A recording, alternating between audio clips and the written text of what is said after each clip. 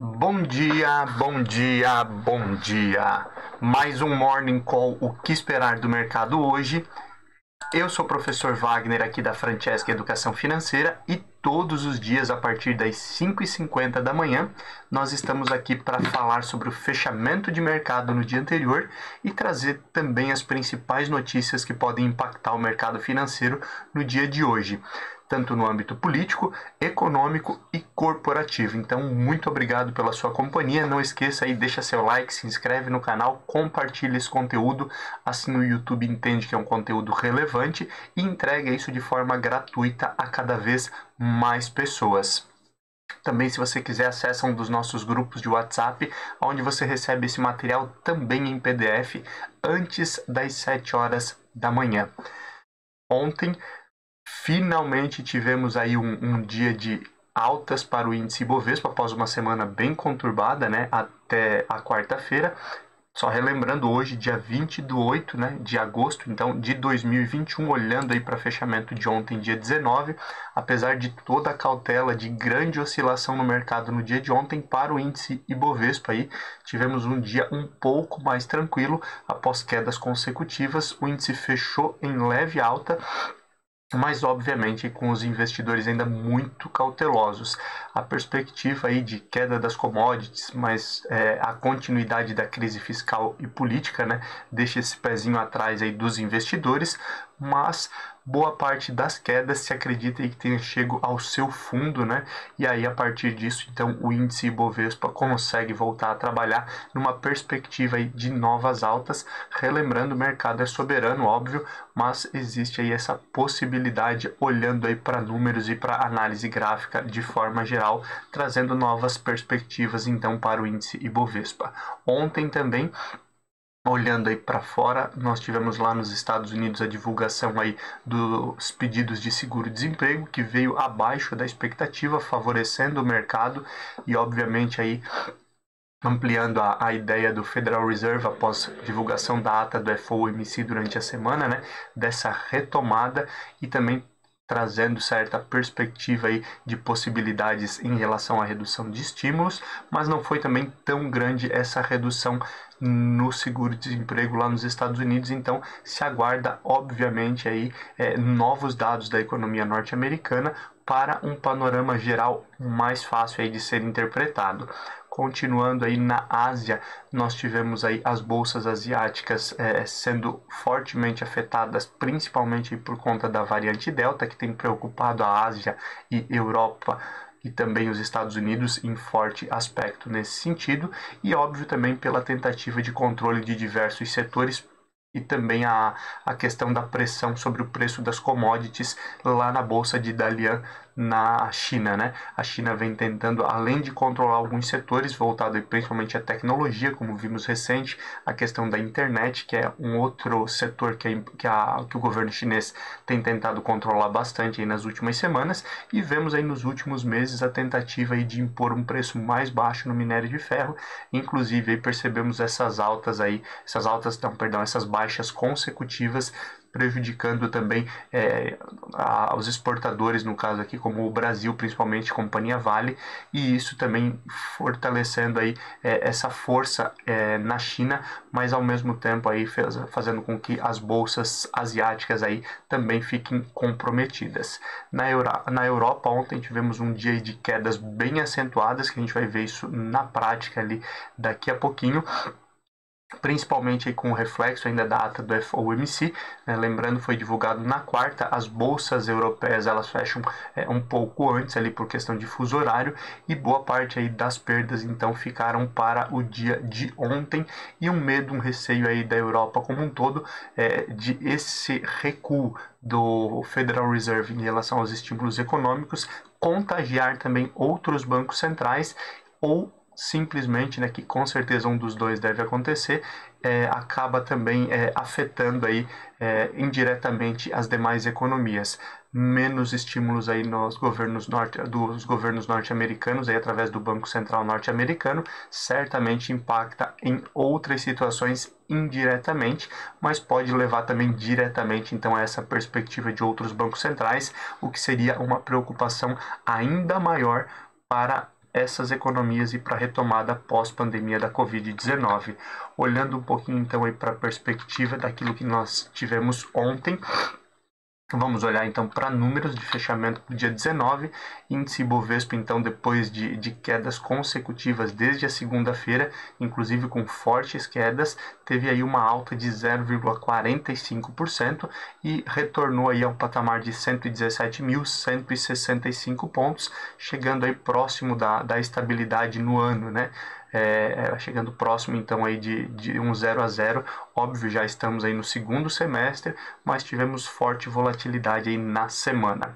O dólar aí que acabou subindo forte novamente e já passa dos R$ 5,40, fechou ontem a cotação a 5,42, lembrando que recente a gente teve aí a moeda norte-americana sendo negociada aí na casa dos 4,90, com perspectiva até de baixar um pouco mais naquele período. Ontem aí a alta foi de 0,85. Olhando aí para os demais cenários de bolsa americana, a Nasdaq, bolsa de tecnologia, conseguiu se recuperar um pouquinho, subindo 0,11%, chegando a 14.541 pontos.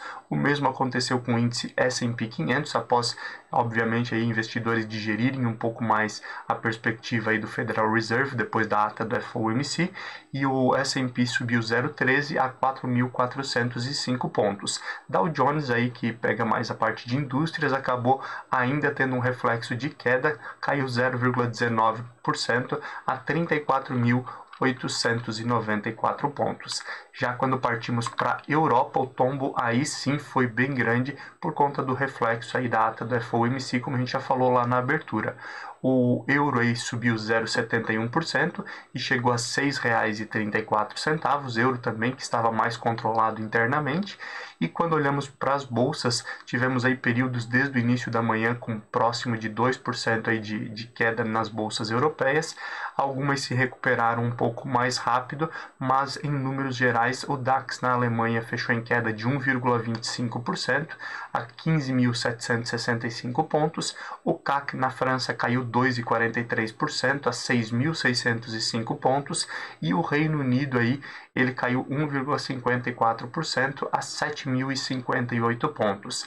As bolsas asiáticas, que já estavam fechadas aí desde o início da manhã de ontem, quando nós falávamos aqui no nosso Morning Call, a China teve uma alta de 0,23, olhando aí principalmente para a questão da queda do minério de ferro e o controle nesse sentido.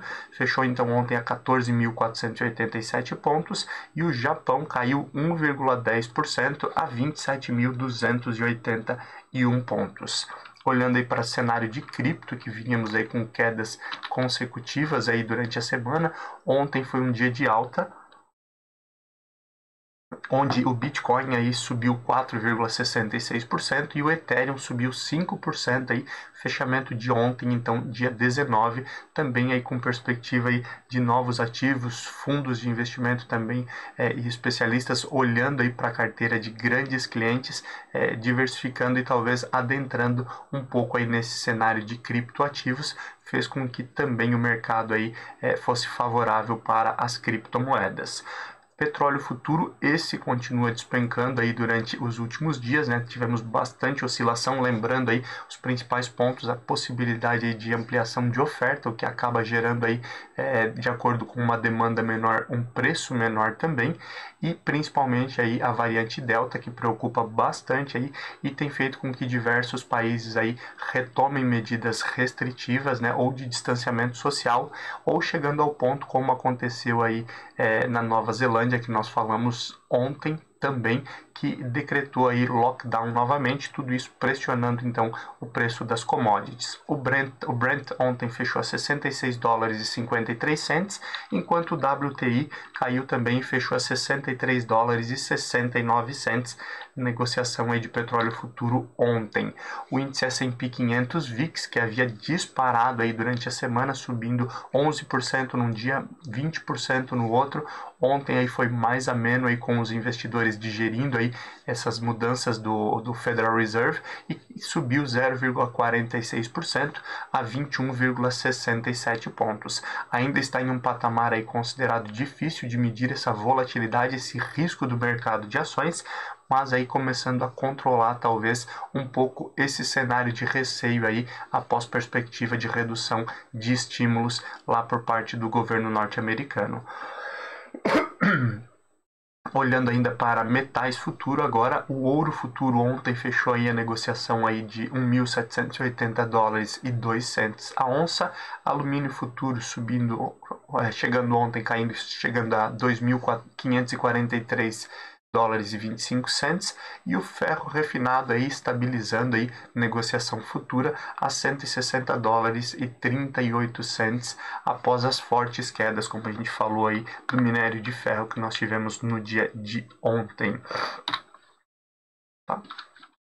Vamos ver aqui que ele não passou. O fechamento de ontem, então, do índice Bovespa, trazendo aí as principais altas e baixas. Tivemos, então, um dia um pouco mais tranquilo, onde a principal alta do índice foi CVC Brasil, que subiu 7,91%. LWSA3, que é Local Web, subindo 7,79%. CVC Brasil, fechou a R$19,10. Local Web fechando aí a R$24,36, a cotação do dia de ontem. TOTS 3 também subiu 5,78% a R$36,30. Rent 3, que é Localiza, subiu 5,31% a R$52,14. E Elican 3, que é Locamérica, né, subindo aí 5,17% a R$26,03. Foram as principais altas do índice Bovespa aí no dia de ontem. Já as principais quedas aí ficaram por conta de CSNA3, Companhia Siderúrgica Nacional, que caiu 5,78% a R$37. Vale 3, que caiu abaixo de R$100 aí a ação, que já víamos há bastante tempo as ações acima de 100. Ontem Vale caiu novamente, caiu 5,70%, justamente aí por conta da queda do minério de ferro, que caiu mais de 7% aí na bolsa de Dalian, e no acumulado em algumas bolsas nós tivemos queda aí de quase 12% em alguns momentos do minério de ferro, fazendo com que Vale fechasse então numa cotação de R$97,01 no dia de ontem. O Zimin 5 caiu também 5,68% a R$17,08. BRAP 4, que é Bradespar, caindo 5,32% a R$63,41. E GGBR 4 Gerdau também caindo 3,51% a R$27,69. Continuando aqui, olhando para a agenda de indicadores brasileiros que a gente pode ficar de olho hoje e com certeza devem influenciar o mercado. A princípio, temos aí a divulgação do índice do CAGED de evolução de empregos no país no dia de hoje. Isso, obviamente, pode movimentar bastante o mercado, olhando aí para essa projeção, para esse crescimento oficial de vagas de emprego aqui no país. A receita tributária também muito importante aí. A gente vive um momento também de reforma tributária e é importante entender como tem sido a arrecadação do país. Então, um índice importante para ficar de olho, e não sendo um índice oficial também, mas hoje nós temos o vencimento das opções, né? Lembrando, a bolsa, a B3, ela fez essa mudança alguns meses atrás, e então os vencimentos de opções ficam aí na sexta-feira, a mesma sexta-feira que acontece aí a terceira semana do mês, no caso, né? A mesma sexta-feira que nós temos o vencimento das opções internacionais. Então, tudo acontece no mesmo dia. Óbvio, um momento de bastante volatilidade, ainda mais com vencimento de opções, muita coisa aí podendo acontecer. Então, o mercado também pode ser movimentado nesse sentido. Vale a pena ficar de olho nesses indicadores no dia de hoje. Internacionalmente, vale a pena então ficar de olho aí nas vendas do varejo no Reino Unido, que inclusive já foi divulgado e veio bem abaixo da expectativa, trazendo certa preocupação. Se imaginava aí uma alta de 0,4% aproximadamente, as vendas caíram 2,5% aproximadamente, e isso também pode ter um peso no cenário europeu no dia de hoje. O IPP, Índice de Preços ao Produtor da Alemanha, que vai ser divulgado também e mexe automaticamente, óbvio, aí, com a perspectiva de inflação na Europa. E hoje, aí, após toda a questão de divulgação da ata do FOMC, nós partimos aí para novos discursos de membros aí do FOMC, que é basicamente o Copom lá dos Estados Unidos, e vão aí talvez dar mais panoramas em relação àquela perspectiva da carta e os próximos passos aí do Federal Reserve, o Banco Central norte-americano. Continuando e falando aqui um pouquinho de setor político, que sempre é uma das tônicas que a gente traz aqui, e obviamente ele tem tido um peso maior aí desde a volta do recesso parlamentar, principalmente aí por conta do peso em relação ao mercado financeiro. Olhando primeiramente aí em relação à CPI da Covid, a comissão pediu quebra de sigilo aí telefônico, fiscal e bancário aí do Ricardo Barros, né, o líder do governo na Câmara, e também do Frederic Wassef, que é o advogado da família Bolsonaro. Então foi pedido a quebra de sigilo de ambos. Isso deve ter impactos e desdobramentos aí para o mercado. Além disso, aí foram feitos aí mais de 180 outros pedidos aí de quebra de sigilo, principalmente aí de empresas e pessoas aí que disseminaram fake news durante a pandemia. Então tudo isso deve ter um impacto grande no dia de hoje, nos próximos dias aí, caso também seja aprovado esses pedidos aí de quebra de sigilo. Continuando e olhando aí para a reforma do imposto de renda, né, que já foi adiado diversas vezes. Obviamente, a oposição e governo têm discutido aí para amenizar essa situação e chegarem a um acordo. Alguns setores específicos já estão dando apoio após concessões também, inclusive alguns órgãos aí que essa semana se reuniram aí com o relator Celso Sabino e o presidente da Câmara, o Arthur Lira, também fazem com que torne mais plausível e mais possível essa votação ainda na próxima semana, mas ao mesmo tempo essa discussão e as concessões que estão sendo feitas aí tem gerado aí um incômodo no ministro Paulo Guedes, né? Um dos pontos que irritou ele aí foi a possibilidade, a discussão da redução de 20% para 15% aí na alíquota de imposto de renda para dividendos. E nas palavras do próprio Paulo Guedes, abre aspas, se fosse para ser dessa forma, não precisaria, era melhor nem fazer a reforma do imposto de renda. Isso, obviamente, acaba trazendo aí mais dificuldade no relacionamento entre o ministro e o presidente da Câmara, que ficou chateado, Arthur Lira, com a declaração, e óbvio isso aí pode trazer novos desdobramentos para essa tentativa aí da reforma do imposto de renda aí ser votada na próxima semana. Ainda falando em reforma do imposto de renda, por esse atraso, pode ser que a reforma administrativa seja antecipada e votada talvez até anteriormente aí do que a reforma do imposto de renda. Óbvio, são reformas importantíssimas aí, que a gente já falou bastante sobre elas aqui, e todo esse momento aí acaba favorecendo alguns aspectos aí em questão de planejamento futuro do Brasil, que é importante que essas reformas aconteçam, mas tem mexido bastante com o mercado nessas últimas semanas. O presidente Jair Bolsonaro recuou das acusações dele em relação aí ao STF e a alguns ministros, e sinalizou aí uma conversa, um bate-papo com o Moraes, né, Alexandre Moraes, e também o Luiz Fux. Então a ideia aí do presidente Jair Bolsonaro talvez ir conversar com eles para amenizar o tom de farpas entre o executivo e o judiciário, lembrando aí que a semana inteira tanto Arthur Lira quanto o próprio ministro da Casa Civil conversavam aí com o presidente Jair Bolsonaro para amenizar toda essa situação que nós estamos vivendo aí, e acaba prejudicando bastante o andamento do país por conta aí da ideia do presidente Jair Bolsonaro de voto impresso. Continuando, o Senado também começa a analisar hoje, sexta-feira, a flexibilização da lei da ficha limpa. Lembrando, é aquela lei ali que não permite, né, as pessoas com algum tipo de condenação ou em julgamento ali, mas principalmente a condenação, que agora foi quebrada, a condenação em segunda instância, mas as pessoas condenadas por alguns crimes, elas ficam um tempo sem poder aí participar do processo eleitoral.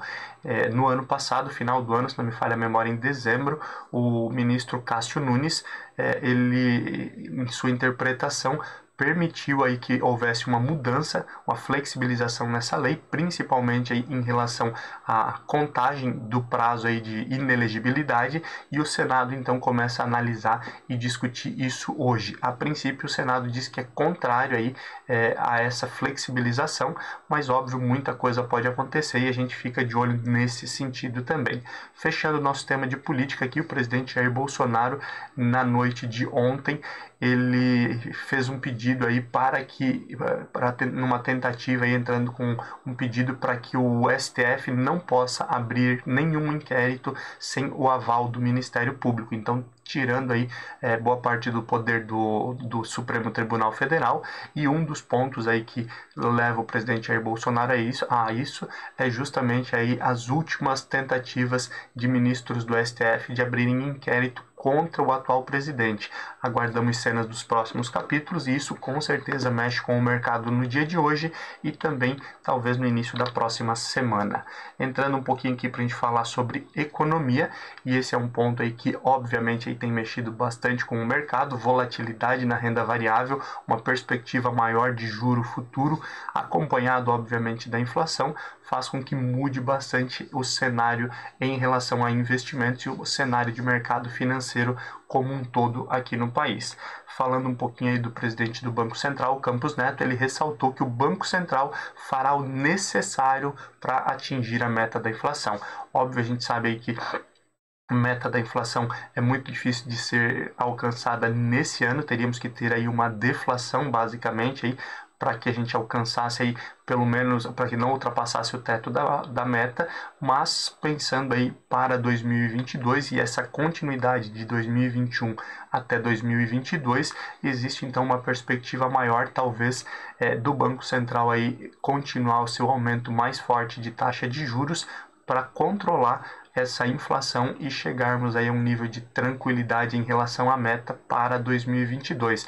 Essa é a perspectiva que se imagina após a fala então do presidente Campos Neto. O risco fiscal, nas próprias discussões aí do Banco Central juntamente com economistas, né, voltou à pauta principalmente, lembrando aí que, óbvio, o aumento da inflação e a tentativa de alcançar o centro da meta de inflação do Banco Central tende a fazer com que haja um maior aumento na taxa de juros, também para controlar o câmbio, que disparou bastante, e existe uma perspectiva de continuar oscilando bastante por conta das eleições 2022, mas aí a gente sempre relembra aqui que quando o governo aumenta a sua taxa básica de juros, ele também está aumentando a sua dívida, e aí automaticamente voltamos para a questão do risco fiscal, ou seja, o risco aí de não conseguir pagar as suas contas. Paulo Guedes também ressalta essa questão que a bagunça que nós vivemos aí, principalmente no âmbito político, em alguns aspectos,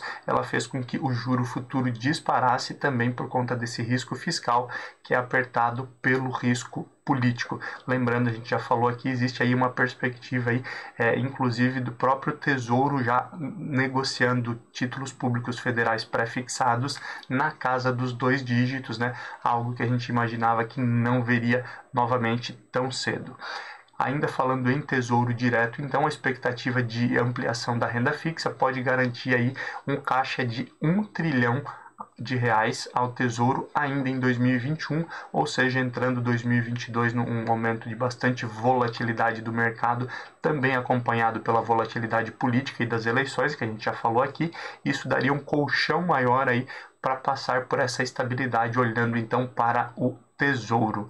E o Senado aprovou então ontem a suspensão do registro no CADIM, né? O CADIM é o Cadastro de Informações de Créditos Não Quitados do setor público federal. Ele aprovou então essa suspensão aí para empresas, micro e pequenas empresas, na verdade, aí durante a pandemia. A justificativa principal é para dar continuidade nos negócios, e lembrando que as micro e pequenas empresas foram as mais afetadas aí, olhando entre o padrão de empresas, né? E obviamente essas são as empresas que mais empregam aí, até pela quantidade de micro e pequenas empresas que nós temos no país. Esse é um ponto que mexe, talvez diretamente com a arrecadação, mas mantém a questão de emprego, renda e a continuidade desses negócios. Então, foi a aprovação do Senado ontem essa mudança, essa suspensão no registro do CADIM para micro e pequenas empresas. Isso ainda precisa ser sancionado pelo presidente Jair Bolsonaro, que deve sancionar aí no início da próxima semana. E inicia aí a partir de segunda-feira, a partir da próxima semana, os testes do Banco Central com o depósito voluntário, né? Existe hoje no Brasil aí a perspectiva do depósito compulsório, que é um valor que as instituições financeiras obrigatoriamente precisam depositar junto ao Banco Central, e esse percentual aí ele é moldado aí durante o ano, né? Em alguns momentos ele pode ser maior ou menor de acordo aí com a perspectiva de política monetária aí do Banco Central, mas agora entra em vigor então a partir da próxima semana o depósito voluntário, né? Aquele recurso que sobra na instituição financeira no final do dia, então, e pode agora a partir da semana que vem ser depositado junto ao Banco Central e será remunerado então esse valor. Isso deve mexer um pouco aí com o cenário aí das instituições financeiras como um todo, mas ainda não deve ser mais forte o depósito voluntário do que as operações compromissadas entre instituições financeiras, mas óbvio, vale a pena ficar de olho, tudo isso acaba movimentando o mercado de forma geral. Olhando um pouquinho aqui para âmbito corporativo, a venda nos shopping centers aí, de acordo com o estudo, deve subir aí cerca de 58% em relação ao ano de 2020, óbvio, trazendo aí um refresco aí para a área de shopping centers, né? Inclusive olhando também para a perspectiva de fundos imobiliários aí de shoppings, além de outras empresas, mas em relação a 2019 ainda teremos uma queda aí de cerca de 3,5%, né? Óbvio, a notícia boa é justamente essa retomada em relação a 2020 e com toda essa perspectiva de retomada aí no Brasil, também a retomada de empregos, renda e o setor de serviços aí também, que é muito forte em shopping centers, se restabelecendo também. Mudança aí na BR Distribuidora, né? BR Distribuidora aí que a Petrobras aí vendeu a sua participação aí recentemente, e após então essa privatização, a BR Distribuidora agora no seu novo branding aí muda também aí o nome da empresa, não é mais BR Distribuidora, ela vira agora Vibra Energia, e mantém a identidade visual ali dos postos, né, ainda com a bandeira BR ali da Petrobras, e isso aí não muda nesse primeiro momento, mas a partir de agora, quando falarmos em BR Distribuidora, nós iremos falar aí de Vibra Energia, e é importante, isso traz mudanças para o mercado, nesse novo brand, nessa mudança aí de chave aí de BR Distribuidora após a privatização. A CEMIG, além de outras empresas de energia, obviamente, né, mas a CEMIG agora mantendo um foco aí para avançar em projetos de geração de energia renovável. Vivemos um momento de crise hídrica, então as empresas também buscando aí um novo caminho, principalmente aí para amenizar esse ponto aí de crise hídrica para os próximos anos. Isso pode mexer com o mercado aí como um todo. Ontem tivemos as lojas Renner ficando aí com a plataforma e site fora do ar após um ataque cibernético. Inicialmente aí lojas Renner informaram que já resgataram, já resolveram boa parte da questão e devem voltar à sua normalidade no dia de hoje, mas fica também essa preocupação. E Gerdau, juntamente com a metalúrgica Gerdau, que são as duas empresas do grupo aqui, aprovaram então no dia de ontem uma fusão juntamente com a subsidiária deles no México e o grupo Córdova.